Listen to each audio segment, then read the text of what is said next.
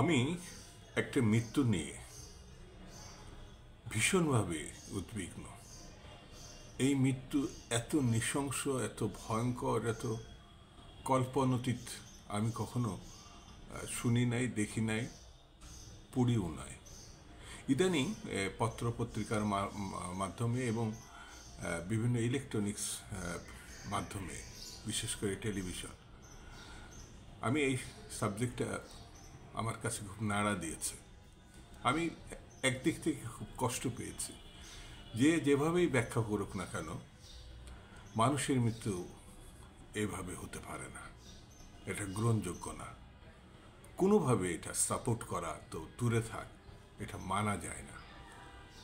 আমি মিস্টার আনারের কথা বলছি, ঝিনাইদহের একজন এমপি, তথাকথিত এমপি বলেন, ভোটারবিহীন এমপি বলেন, মানে অবৈধ এমপি বলেন, যেভাবেই বলেন, তারপরেও তাকে এমপি হিসাবেই উল্লেখ করা হয়েছে। এমপির আগে সে ছোটখাটো পোস্টে ছিল, পৌরসভার কাউন্সিলর ছিল, আরও কিছু। আমার পার্শ্ববর্তী জেলা, আমি যে জেলা থেকে এমপি হয়েছিলাম, চুয়াডাঙ্গা সদর থেকে, তার পার্শ্ববর্তী জায়গা ঝিনাইদহ। এই রাস্তাতে আমি চলি। এখানকার অনেক মানুষ, সে বিএনপি, সে আওয়ামী লীগ, সে বামপন্থী, সে ইসলামিক দল, কারোর সঙ্গে সরাসরি আমার পরিচয় আছে সে ছাত্র জীবন থেকে, কারোর সঙ্গে একটু দূরতম অবস্থান থেকে সম্পর্ক আছে বা পরিচিতি আছে, কথা হয়। কিন্তু এরকম একটি ঘটনার আমাকে শুনতে হবে জীবিত অবস্থায়, আমি কখনো প্রত্যাশা করিনি। হোক সে আওয়ামী লীগের, হোক সে সরকারি দলের। এমনকি সে যদি অবৈধ কোনো ব্যবসার সঙ্গে থাকে, আইন ছিল, সে আইনের মধ্য দিয়ে তাকে অভিযুক্ত করা যেত, শাস্তি দেওয়া যেত। কিন্তু আনারে যেভাবে মৃত্যু হয়েছে, সেটা কি ভাবা যায়? বাংলাদেশের 52 বছরের দেশে জাতীয় সংসদের ভালো নির্বাচন আছে, খারাপ নির্বাচনও আছে।